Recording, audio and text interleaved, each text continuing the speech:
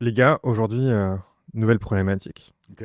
Il y a une vidéo qui est sortie il y a 2 semaines et je trouve que c'est intéressant de pouvoir creuser et je suis curieux d'avoir votre expertise et vos recommandations pour la marque. Ok. La marque Oli, qui sont des poudres à mettre dans sa boisson, etc., Ok. énergisantes. Il y a une vidéo d'un créateur de contenu sur Ouais, YouTube je l'ai vu passer. qui est sortie. Le titre est un peu putaclic. J'ai enquêté sur Oli, la boisson qui ment à tout YouTube. Et c'est le créateur, c'est TPZ. Et en fait, derrière, il a créé une série d'arguments autour de la boisson en disant que aujourd'hui, niveau communication, il s'appuyait beaucoup sur les créateurs de contenu, youtubeurs, etc., Hmm. pour sponsoriser. Sauf que les créateurs de contenu ne parlaient jamais De des ingrédients, de la composition. composition, ni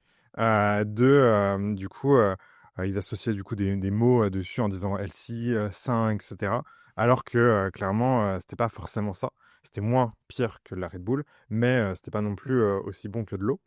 La problématique que je vous pose, c'est vous êtes l'agence de Oli. De quelle manière on pourrait faire en sorte de communiquer pour réussir à recréer du lien avec les créateurs Vas-y, vas-y. et la communauté? Avant qu'on se lance, si Sylvain et Mathieu regardent cette vidéo, vidéo bise, Ok. good job, guys. Parce que la vidéo a bien pop et je sais que TPZ bosse avec vous. Je sais pas sur quel scope et dans quelle mesure ils étaient impliqués, mais Sylvain Lepoutre et Mathieu Guermer, voilà. N'hésitez pas à aller checker leur compte sur LinkedIn. Ils partagent beaucoup de contenu sur YouTube et comment tout péter sur YouTube. Et je sais qu'ils ont bossé avec lui sur cette vidéo. Donc j'en Ok. profite pour faire un petit plug pour eux. Ben, très très cool. Les infos qui étaient dedans et la qualité du reportage.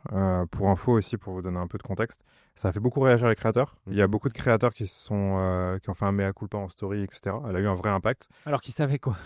Ou Et, ils n'ont pas voulu savoir. Ouais, Des fois, tu ça sais bien arrive ce aussi. type de boisson. et la marque a juste changé sa façon de communiquer.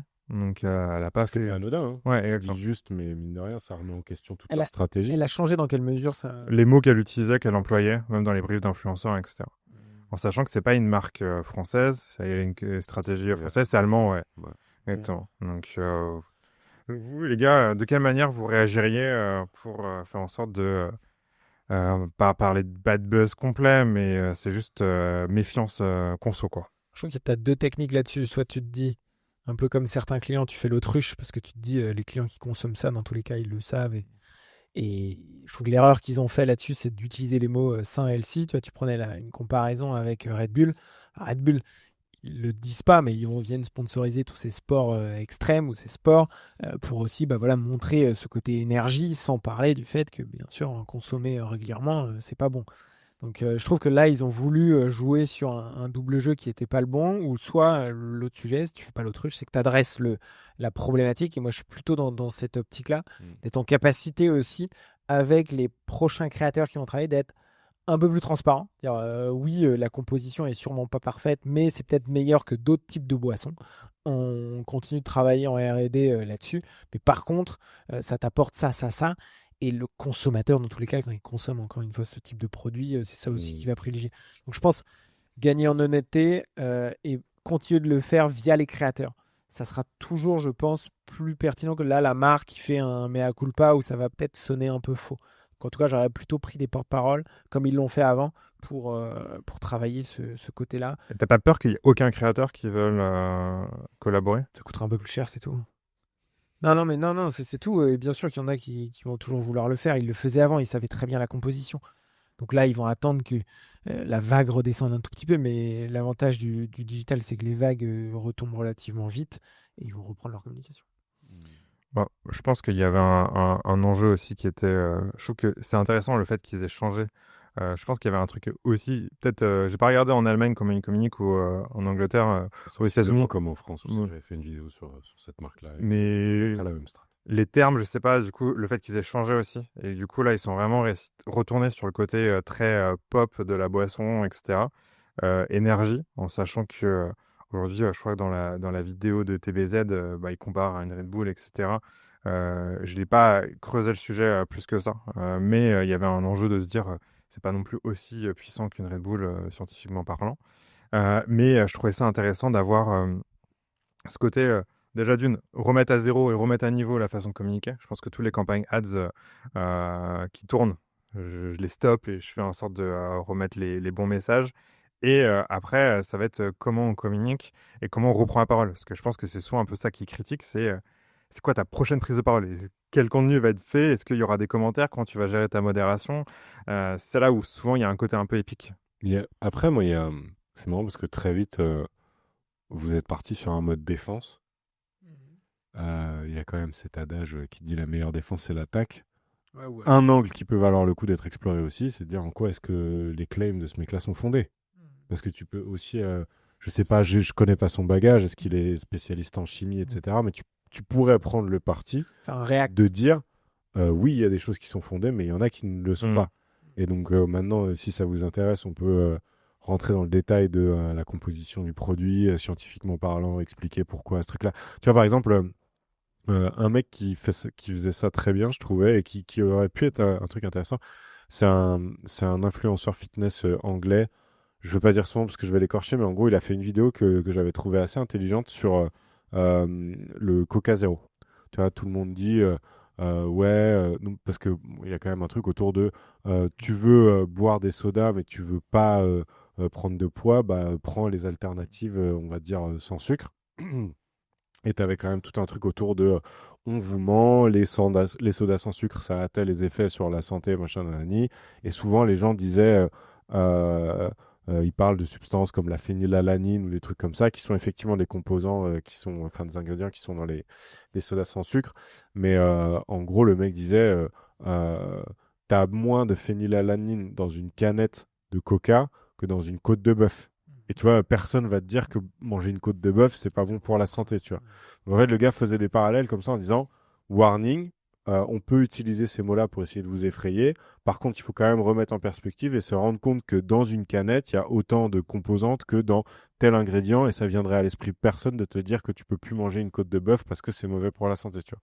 Et donc, je pense que tu pourrais aussi avoir, alors à voir si c'est porté par la marque ou si c'est porté par d'autres créateurs de contenu comme le suggérait Glenn, mais une forme aussi de truc pour venir nuancer un peu le truc.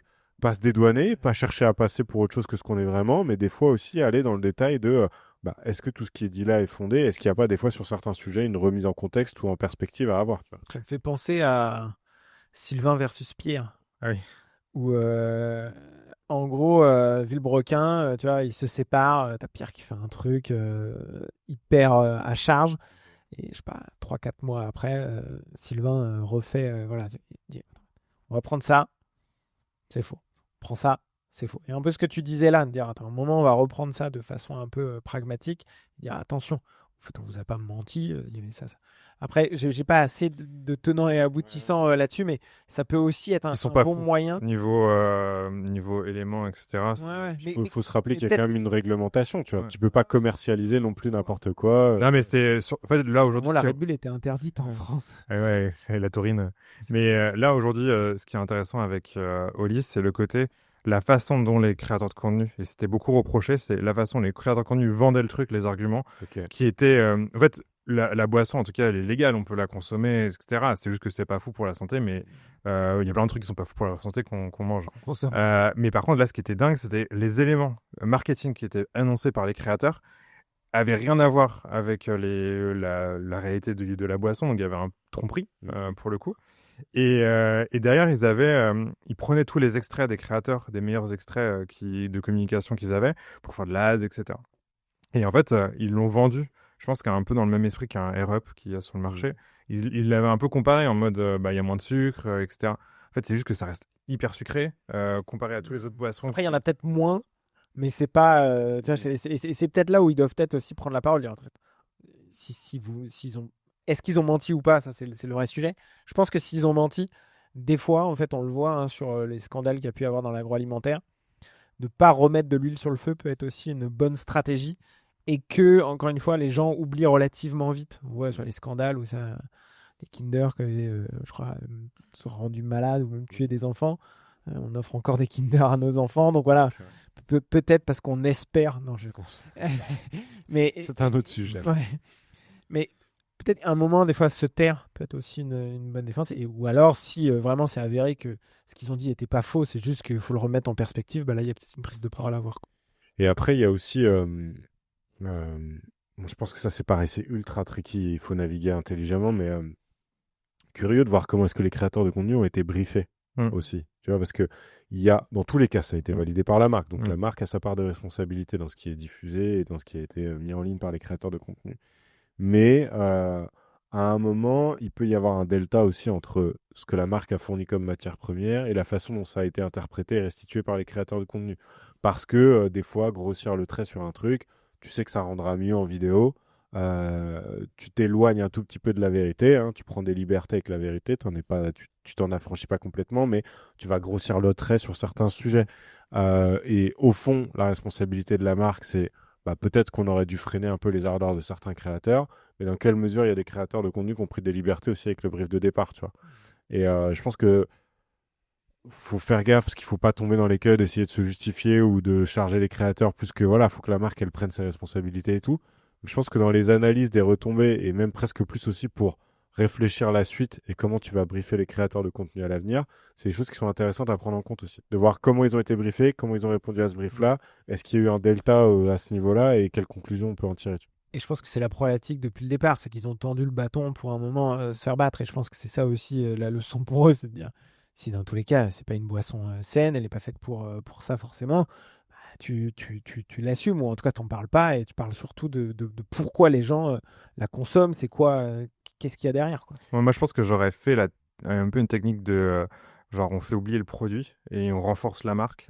Typiquement, C'est intéressant ça. comme pourrait faire un Red Bull, c'est que typiquement ce que j'aurais fait, c'est Ce que fait Red Bull. comment le logo Oli est partout, mais je mets pas en avant des gens qui consomment, même quand les influenceurs ou les créateurs de contenu parlent de Oli. C'est pas ils vont pas faire une dégustation, ils vont pas vanter les mecs, ils vont pas mettre un code promo, etc. Smart. Et je pense que j'aurais plutôt été sur un truc comme ça, où je me dis, ma façon de communiquer, je l'associe au côté énergisant comme pourrait faire un Red Bull, pour que derrière, en fait, on ne s'associe plus avec ce côté sain et qu'on oublie un peu les messages des créateurs. Et en même temps, ça nous permettrait, parce que plus, je suis pas pour le fait d'essayer De dire, blâmer quelqu'un d'autre. exactement. Et même, je trouve que la marque, elle a merdé et basta, tu vois. Mais par contre, me dire comment on peut réussir à se rassocier à des créateurs pour recréer de la confiance, etc. Et je pense que ça passe par les opportunités. En fait, faut qu'on devienne la marque cool. Et typiquement, on va accompagner un créateur dans un projet, une réalisation, quelque chose qu'il a envie de mettre en place. À l'époque, ça se faisait beaucoup. J'ai plus le nom de la marque, mais typiquement, Amixem, quand il avait voulu créer sa Redbox, il avait été sponsorisé par, je crois, un jeu vidéo pour créer un enclos pour une chèvre en extérieur. Vodka a été vu pour un skatepark, etc. Et je pense que j'essaie de me redorer un peu l'image de je suis la marque qui aide les créateurs et on est désolé, quoi.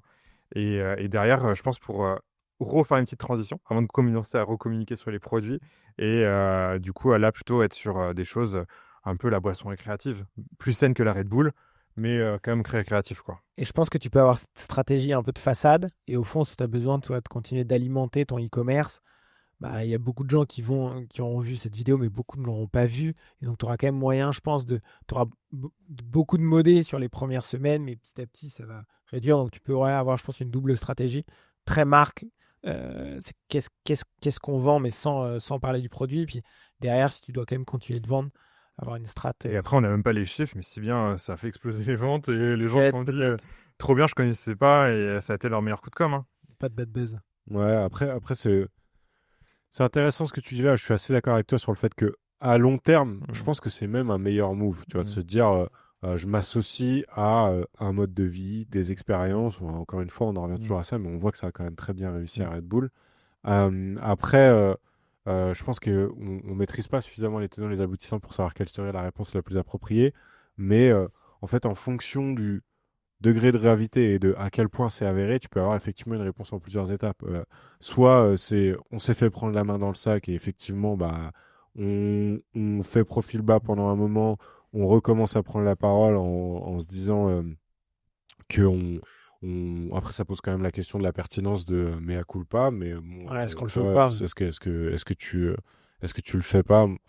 Moi, je pense que effectivement, la transparence et l'honnêteté, ça a quand même toujours été plutôt récompensé plus qu'autre chose. À défaut, la meilleure stratégie, c'est peut-être effectivement celle qu'évoquait Glenn, en fait, de se dire, tu laisses le truc se tasser, tu passes à autre chose. Tu peux aussi avoir cet élément de réponse de dire on va démonter le truc point par point. Et des trucs qui sont fondés, bah, on dit oui, effectivement, il a raison. Les C'est vrai que trucs qui rentrer sont en pas guerre fondés, peut être risqué, quoi. ça peut être risqué. Et après, à plus long terme, effectivement, ce truc de se dire, dans la mesure où on va pas chercher à faire passer des vessies pour des lanternes, oui, effectivement, notre produit, il n'est pas hyper sain. Et en fait, on vient plus essayer de changer l'image de la marque. Je trouve que c'est une bonne stratégie. Autrement, petit cheval de Troie, on crée une gamme sans sucre et sans rien. Et derrière, on crée un pack. Sans énergie. Non, mais, Énergie. et derrière, c'est souvent les marques comme Red Bull, etc. Quand ils ont voulu sponsoriser des sportifs, ils mettaient le sans sucre, etc. Et derrière, potentiellement, ça pourrait être intéressant. Genre, on vous a entendu pour avoir un produit qui correspond. Parce qu'en fait, c'était un besoin. À la base, il y avait ce truc de. Oui, si les gens achètent, c'est qu'à un moment, il y a un besoin. Ouais. Ce qui était problématique, c'était que les sportifs, du coup, consommaient du Oli en pensant que c'était meilleur pour la santé que Red Bull, que c'était moins sucré. Donc, en fait, ils étaient en train de niquer leur pic glycémique à fond, alors que, en fait, ils consommaient des gourdes entières, quoi. Alors que c'était Pas fait pour ça. pas Pas fait pour pour ça, ce- tu vois, exactement.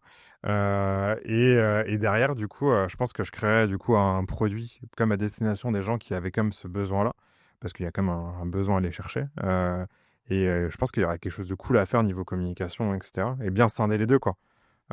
Scinder à la fois la gamme plus récréative et celle pour les sportifs, quoi. Ouais, intéressant. Ça pourrait. N'hésitez pas aussi à débattre en commentaire, à nous faire tous vos retours. Vous, qu'est-ce que vous avez pensé? Je ne sais pas si vous avez vu passer cette information-là. On va mettre le lien de la vidéo aussi. Et je vous recommande une vidéo en complément. C'était Simon Puech qui avait fait livrer du coup chez des créateurs de contenu des produits pour voir s'ils lisaient les ingrédients, etc. Oui. Et en fait, il y avait un poison dans les ingrédients. Et il a vu beaucoup de créateurs qui lui ont fait de la communication et la pub pour ça. Et la vidéo, elle est hyper intéressante. Donc, Tom vous la mettra aussi, mais elle est très cool à voir. On va dire, tous les créateurs ne lisent pas toutes les infos qu'il y a sur les briefs et ne vont pas forcément chercher leurs sources. Donc, fais attention à ça. Exactement. Bonne journée. Ciao, ciao. Ciao.